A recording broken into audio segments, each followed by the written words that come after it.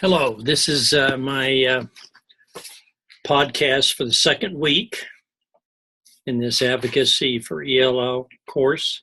And I've given you three things on the assignment. One of them is looking at websites related to immigration. And the second one is dealing with a discussion. It'll be over the three stages of intercultural awareness or sensitivity.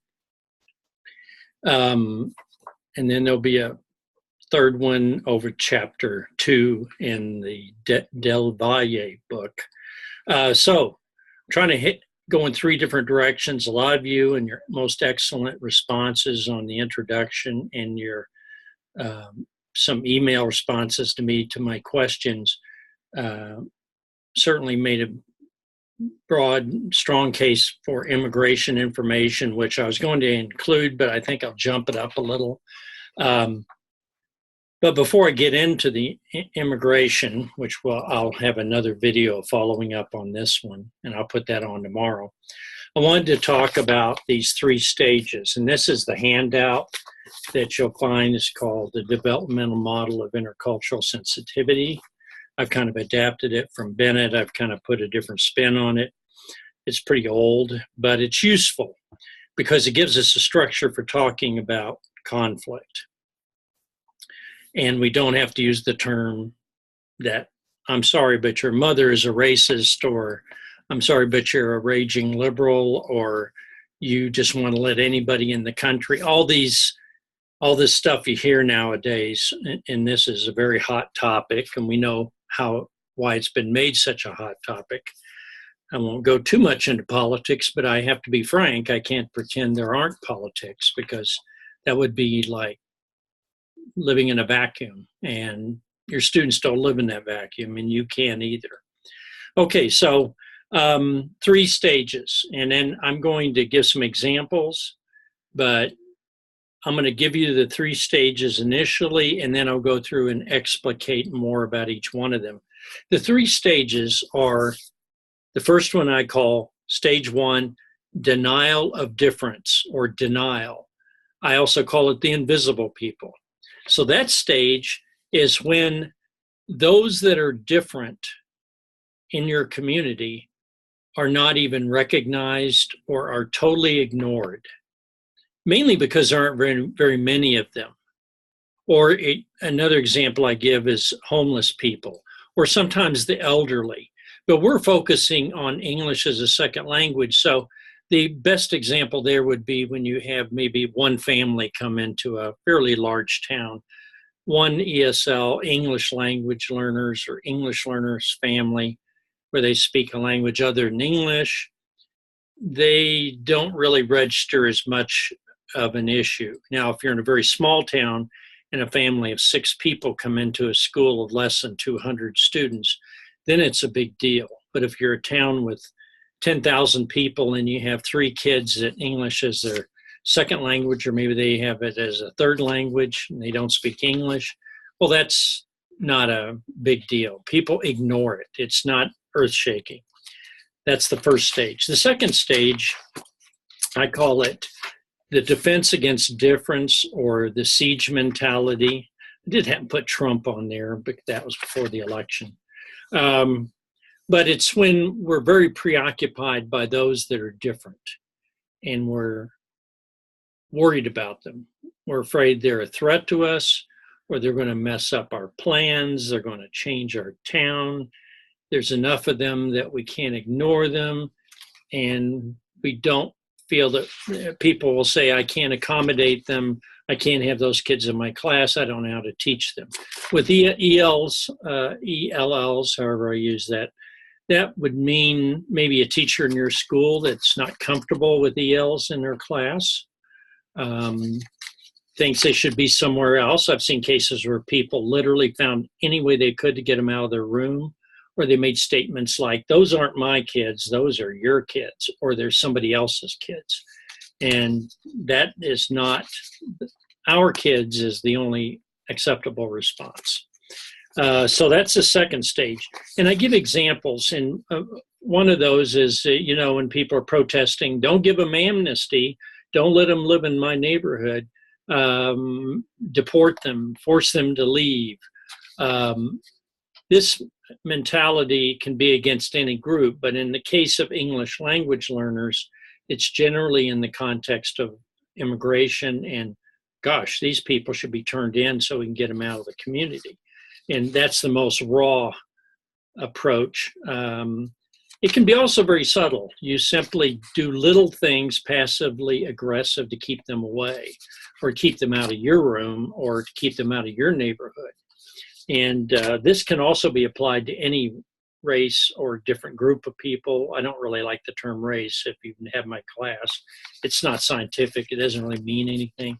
It just means those that are different, and I don't want to associate with them. And their history is replete with examples. Third stage is the one I sometimes call it minimalization or minimization. And I call it kind of a condescending attitude when people start looking at the group that's in town and say, really, they just are like us. They just are a little different, but we can shave off the differences and make them like us. So we'll just kind of ignore their culture and those parts that are a little uncomfortable, and we'll accept them. We might even try to convert them either to our politics, our religion, or our way of doing things. They need to mow their lawns like us. They need to plant gardens like we do in the backyard, not the front yard, etc. Those are real common. In terms of ELs, it's when people start ignoring all the differences. They're not upset about the differences, but they're actually doing something worse. They're saying the differences don't matter. If you are different than me in some ways, I'm not really interested in why you're different or how you're different. I'm just going to say to myself, you're just like me, and you want what I want. You want to be like me. And that's not true either. So the three stages are ignoring everything, ignoring the person. The second stage is seeing nothing but differences and being upset about it and trying to avoid those. And the third stage is pretending that the differences don't matter, even though you know about them, and you're going to ignore them. But when you ignore, then you don't deal with the differences. So either way, in all three of these stages, and I think the third one's sometimes the worst, because it's when you want to accept them as your friend, but you don't want to accept certain parts of them, or you just avoid those. You kind of play defense on those, but you try to be accepting. And I call it a condescending attitude. They want to be like me, they just don't know how, the poor thing. It's kind of pity, and that pity is a terrible thing. No one wants to be pitied or given a job because you feel sorry for them. They want to be respected as human beings for who they are, the similarities and the differences. Okay, that's the brief look. Now, the examples I use in this paper, I talk about the homeless, I talk about refugees. In our particular case, we're talking about English language learners. And these are all divided into, you'll see, I give a visual example. So I say, this is an example. Old people are example. Homeless people are example. Migrants that work, that's that second picture, hauling fruit and stuff. They work outside of town. They don't come to our school much. We don't have to have much to do with them. So I can kind of pretend they're invisible. Emotionally, there is, I talk about affective, that's emotion. How do people feel about them? Well, they might pity them, but a lot of times they kind of ignore them. They don't feel like they're intruding very much, and we can carry on and just drive around them and not talk to them, etc. We're not angry at them. We just don't care one way or the other. What's their behavior? I call it aggressive ignorance. You can read my statements on that first page. Exercise of power. Now, in the first stage, it's very dangerous because many times a minority, whatever that minority is, or English learners, that people don't look after what's best for them. How can they best be helped in school? How can I get them access to a good education? What kind of books can we get for them? What kind of resources? Can we hire an ESL teacher? Can we do something to help them? And a lot of times, this is where the advocacy comes in. You have to develop that group of people. If you're in a small town or in a town where not many English learners, or it could be a certain group of English learners are being ignored, as opposed to, if you've mainly got Hispanics and then some come in from Southeast Asia, and people say, well, treat them like the Hispanics. Well, then it's not that simple. You don't assume things. So what do people do in this first stage? Well, they tend to dislike things about their culture, like I like the tacos, or I like the way they do the rice dish, or I like their food, or I like their costumes. And they're very colorful. It's kind of like a tourist. You go there and you look at the outside and you say, well, it's very bright and beautiful. I love them. But you don't really know them. And in the first stage, you're not. And what needs to be done? Well, you have to realize at this stage, they're very vulnerable. It depends on who cares or who works with them or who might take advantage of them. And that's where, as an advocate, you have to think. I have an English language learners family in my school, or 2 or 3 of them. Who's looking after them? Who knows about their culture? Who cares about them? Who's looking after them?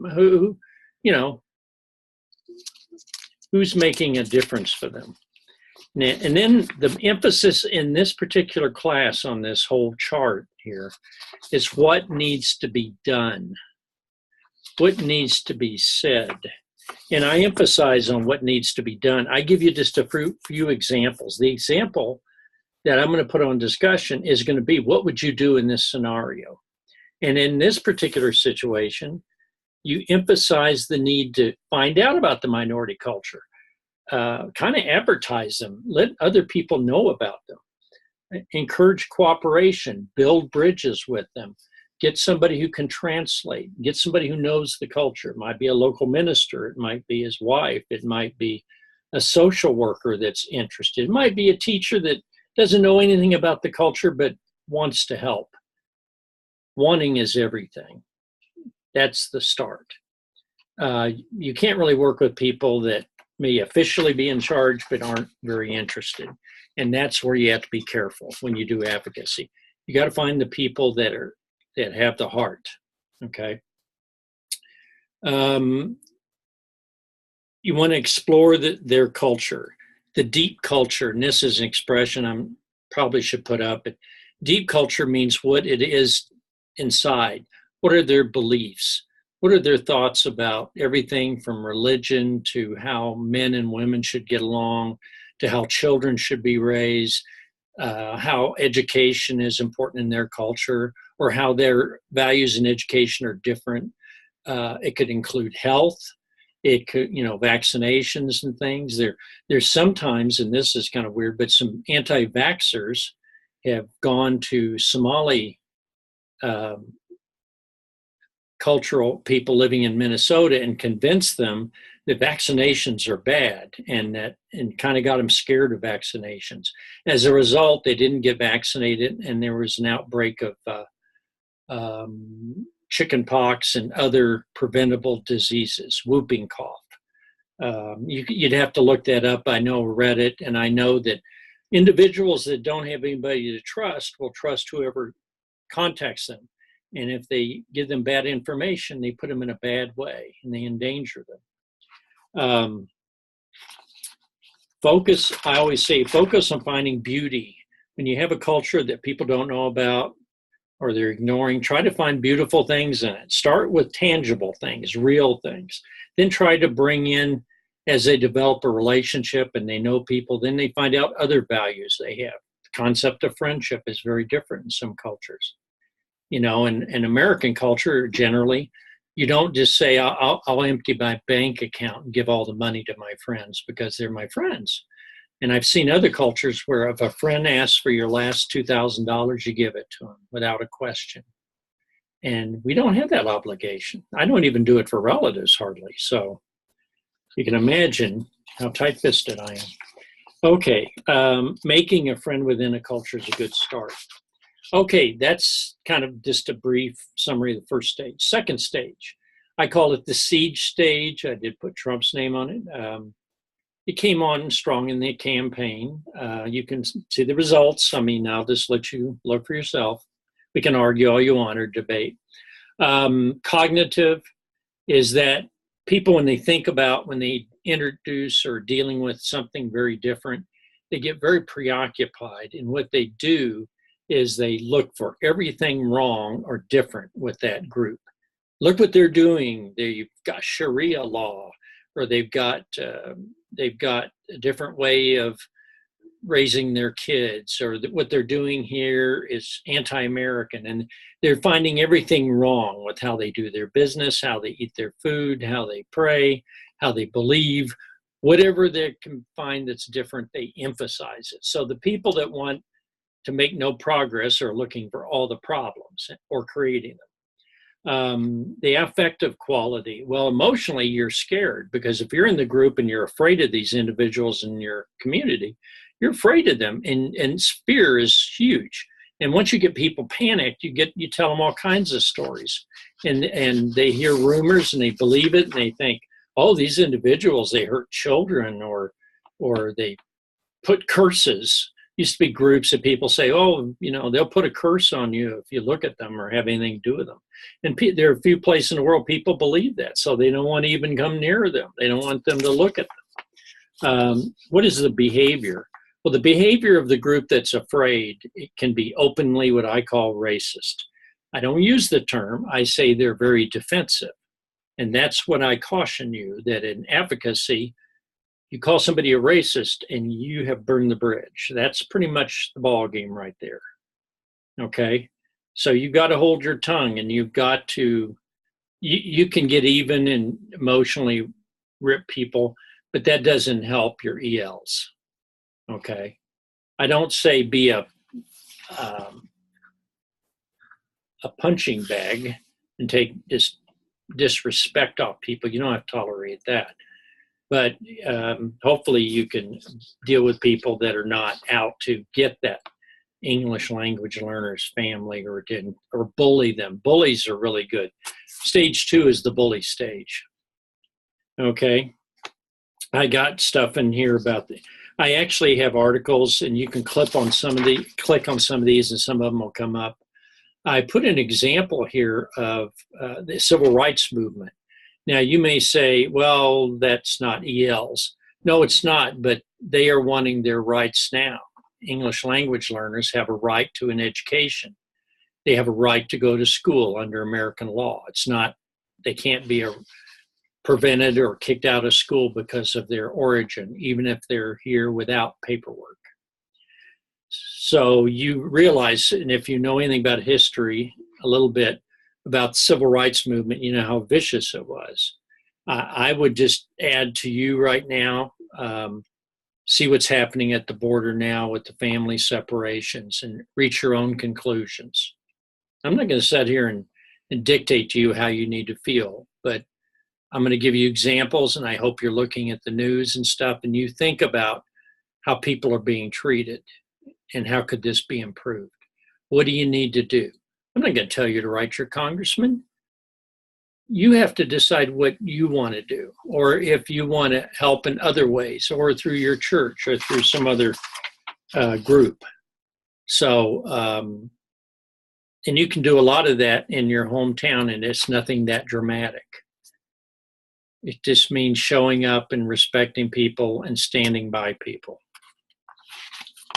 And another thing that I think is very important in this is that I hate to say this, but you have to have love and respect for the people that you may very strongly disagree with, because your goal is not to isolate and divide them away from your group forever, but to actually create some kind of understanding. Now, you do have to pick your battles, and you have to choose who you're going to build bridges with. Some people are never going to change.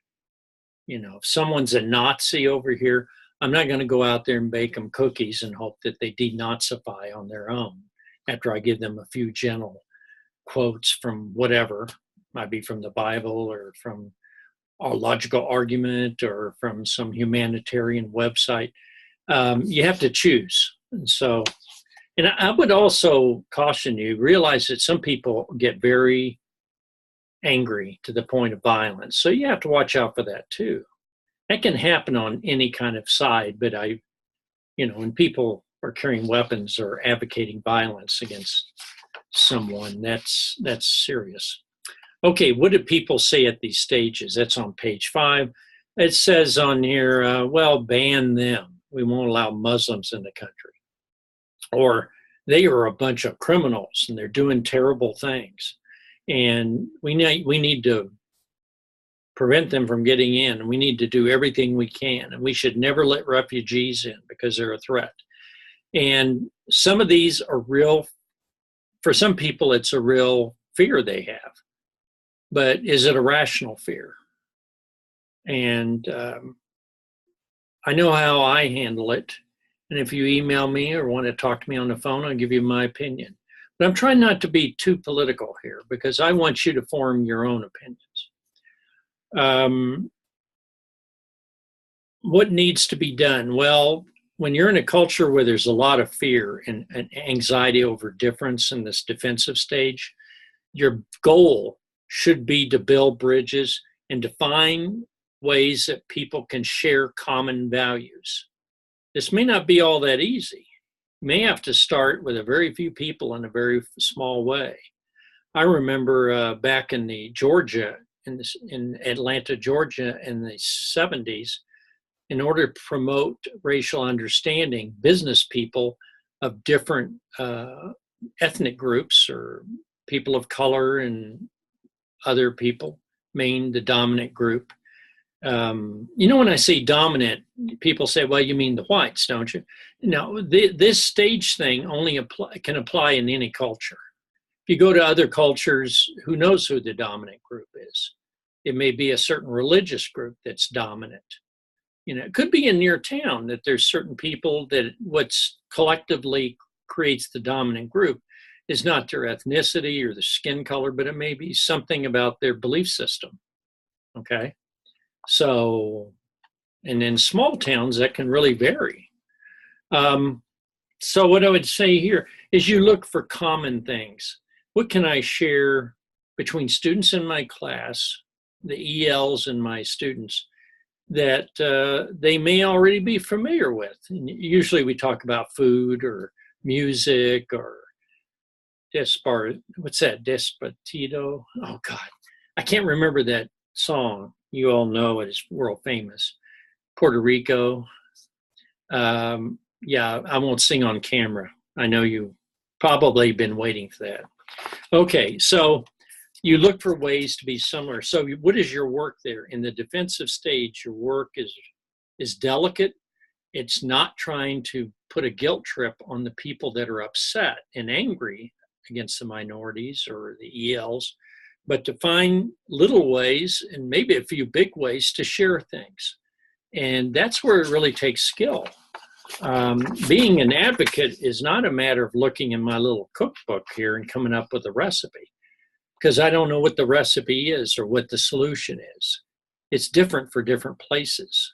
Some of you, I read, someone was talking about have a latte, coffee lattes. Oh, Overton.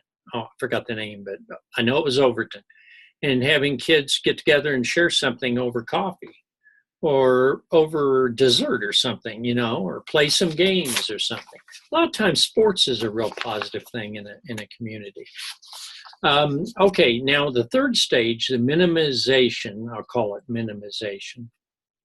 Honey, I Shrunk the Kids, that's what I was thinking about. But what you're worried about is that in the third stage, people not only accept your ELs or those that are different, but they start treating them like they aren't different at all. Well, they have an accent, but basically they're just like us. Well, they're not exactly like you. You don't just smooth over all the differences and call it good. You embrace some of those differences. You're just not afraid of them. They may have, for instance, I know in Lexington, there was an issue about Islamic or Muslim students praying 5 times a day. And in a regular American school that having kids leave to go pray 5 times or 2 or 3 times during the day at different times, that probably doesn't fit very well within the schedule. And There have been schools, and I think Lexington at least did this for a while. They may still be doing it. I don't know. I'm not quoting. But they made an arrangement so the kids could go pray for certain kids, Muslim kids. If you think about it, the idea of the school is not to be anti-religious, but not to promote religion. So if kids gather around the flagpole and pray before school, well, that's very convenient for the schedule. And no one discourages that. That's up to the students. You can pray anytime you want on your own. But that upset people in some places, and especially at work. I know in meatpacking plants that's been an issue. But that's something you can't paper over. If the other side says we need this time, or we need to eat a certain food, or I can't eat ham, or I have a religious obligation of some sort, or we need, there may be something you may have to compromise. And so the minimization of difference is not really helpful because you're pretending they're just like us. But of course, they're never going to be just like you. Even in your own community, not all your kids are like all the other kids. There's socioeconomic, there's special abilities of gifted kids and kids with special needs kids or physical disabilities. You're always adjusting and differentiating, making some changes, accommodating your students so you can do the best you can with them. So I see as being in this stage, if you're, and kind of see it on the back, if you're dealing, you explore what you can do is don't go for all those simple things like I put in here. Well, when in Rome, do as the Romans do. I don't know where that came from, but or I had a student, or I knew people that when they were in another country and they wanted to get along with people, they just started smiling at everybody. And that was really bad because in that country, eye contact between a girl and a man that she doesn't know is considered very inappropriate and led to misunderstandings. So you don't run around smiling at everybody. When I'm at Walmart, like I was a while ago, sometimes you catch somebody's eye and they'll smile and you can smile back. But some cultures, that's not one of the rules. You don't allow that. And maybe in big cities, making eye contact can be an issue. Nebraska people think, oh, doesn't matter. But it depends on the culture. And so you have to realize what culture they're from, what culture you're from. It could deal with clothing, it could deal with food. So don't, one of the funniest things, Native American lady I talked to once at Lexington when they were visiting on a workshop. And I said, well, what is something about Native Americans that you just don't like that the majority population, what Americans that aren't Native American, what they think about Native Americans? And she said, well, they think we're all so damn spiritual.